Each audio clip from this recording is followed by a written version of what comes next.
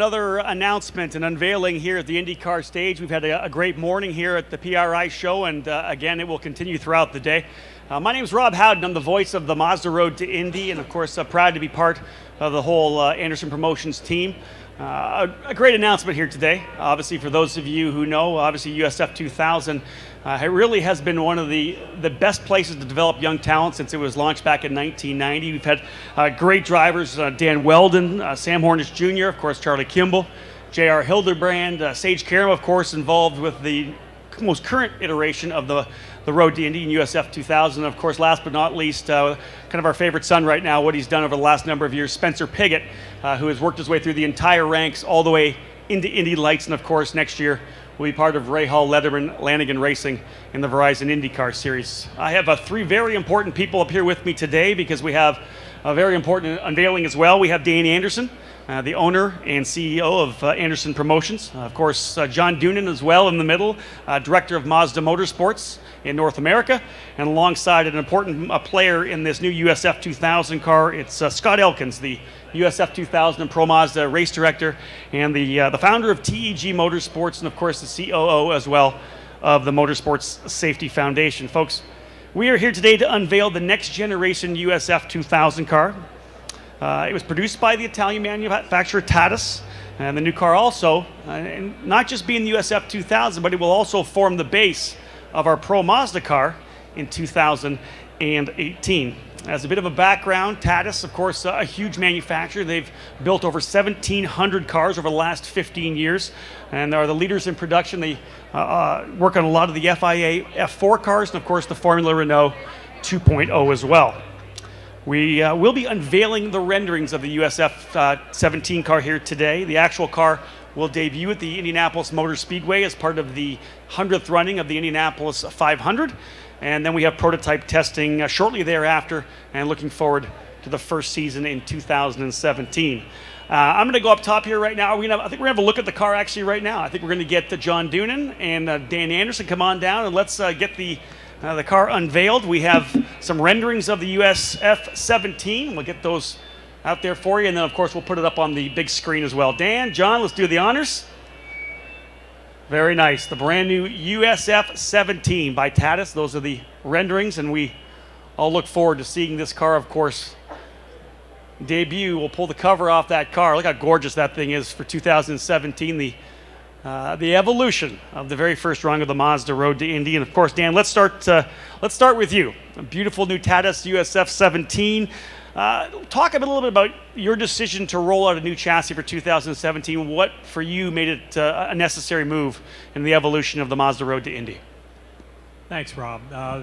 The truth is the current USF2000 car has been with us a long time. It's been a very reliable car, an excellent trainer for drivers as they've prepared themselves for careers in open wheel racing and in sports car racing. We have a number of graduates who've come through the Mazda Road to Indy who diverted their path and went elsewhere, but a good training car for entry-level drivers.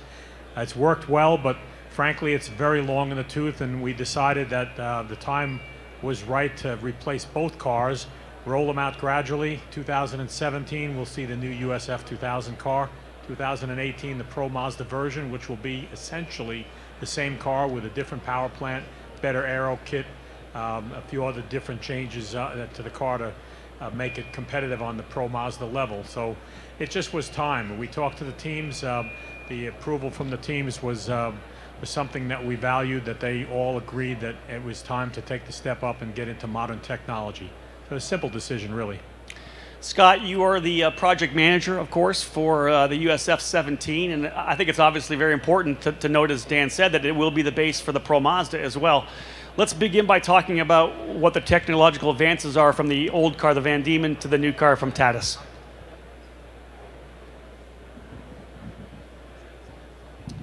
Thanks, Rob. Yeah, it's pretty clear. I mean, it's something that's very, very simple. We start out going from a tube frame car to a full carbon monocoque, which is, almost every car that's made today is made that way. But we've also added some very special items to this car because unique to what we do in the United States, we race on ovals. So we've added some special impact intrusions panels on the sides.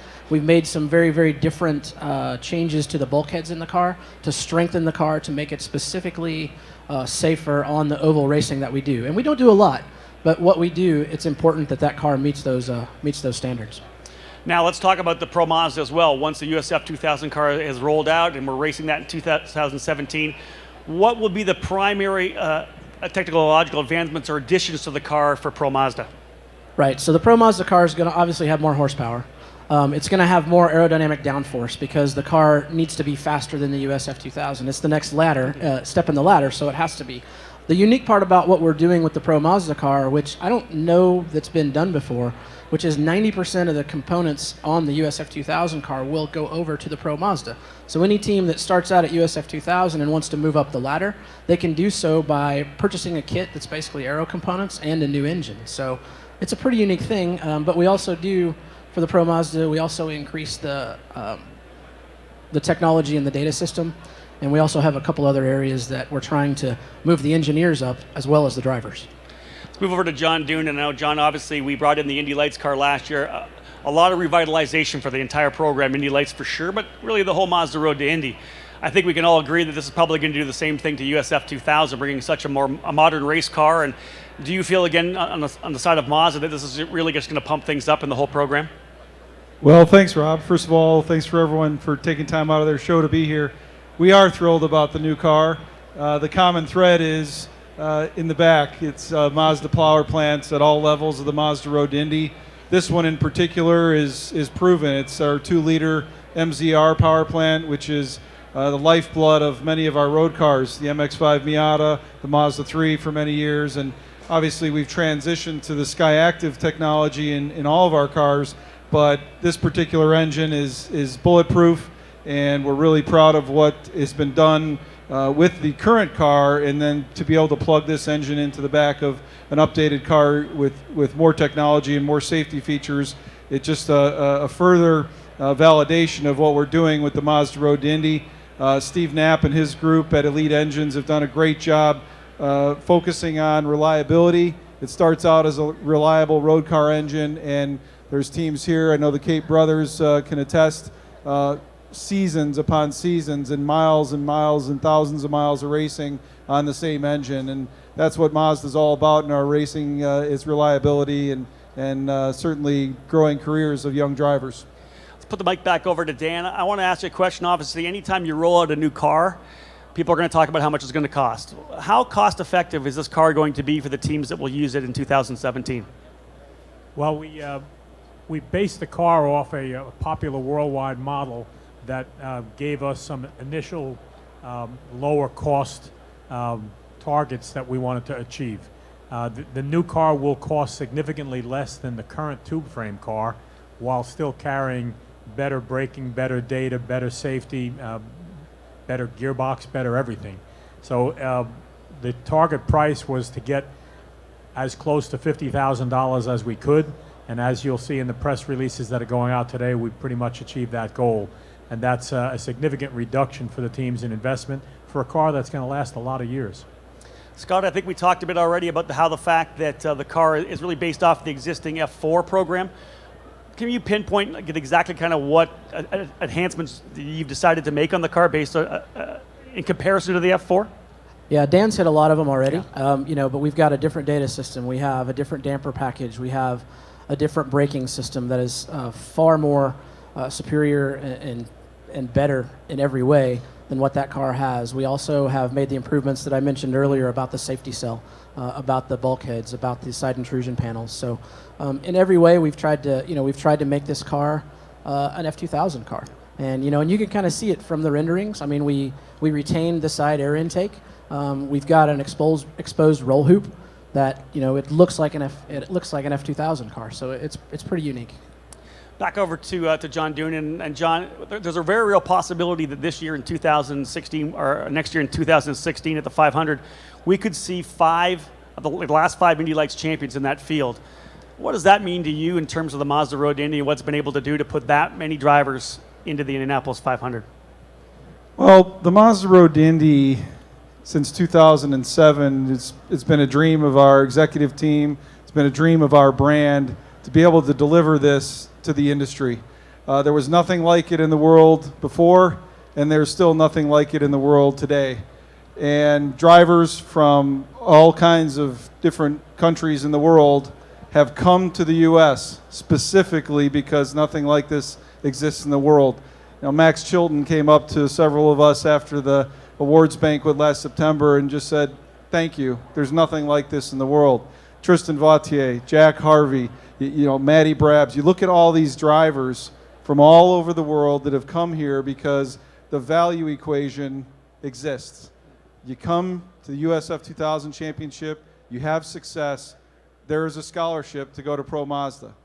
You have success in Pro Mazda like Spencer did, you go to Indy Lights, and now look what's happened with Indy Lights. So it's a validation of Mazda as a brand caring about the industry and caring about developing young talent. And it's not just about the drivers, it's about engineers. There's several in this crowd right here that started out engineering at the USF2000 level that are now engineering in the Verizon IndyCar series, and technicians and team owners. And so for us, it's just been a dream come true for the highest levels of executives, to certainly my staff on the motorsports side, to see this development, to know that we've had a role in giving these drivers a chance to achieve their dreams with real funding, with real value. I have trouble putting it into words, as you know. I had trouble back at Mazda Raceway Laguna Seca in September. So it's very remarkable. One more question. I'll come back to Scott, and that's kind of the journalist in me right now. Obviously, when you guys rolled out the Indy Lights car and did the testing, we had some pretty cool guys behind the wheel, whether it was Hinchcliffe or Dixon. Are there any drivers you have in your head that may want to do some testing, like John Doonan potentially, of this new car? Yeah, I mean, we do have a very large cockpit opening, so Wow. that's not. Well, he's tall. He's tall. He's Very tall. He's very tall. I'm He's not very weight tall. proportionate He's for his very height. tall. Yeah, Correct. absolutely. Yeah, but I mean, we're planning on doing the exact same process, honestly. When we start prototype testing in June, we plan to go through the exact same process we did with the IL-15, which is bring some guys in who really can give us some serious, honest feedback. Guys that have come up the ladder. Yeah. There's absolutely a short list in my head. I guarantee Dan's got somebody that he's got in mind, and John as well. So yeah, absolutely. All right, what we'd like to do now, obviously, is get a photo op to wrap things up. Gentlemen, thank you so much. I'd like to bring some of our partners, please, up to the stage, if possible. These are guys that were involved in this program and are involved in the entire Mazda Road to Indy. If I could please have Casey Ackerman, the Motorsports Activation Manager for Cooper Tires. Derek Dong, the Director of Motorsports for PFC. We have Rob Kirk as well, Global Sales Manager of Cosworth. Bruce Hendel, Director of Sales for VP Racing Fuels. Craig Peccinino from Racing Communications. Craig, are you with us? Awesome. Todd Hayes, Motorsports Sales and New Business Development Manager of American Racing Wheels. And last but not least, Greg Razinski, for the Vice President on Operations of Carl Haas Automotive Imports. Ladies and gentlemen, these are the players that put this program together. John, you can get up there as well.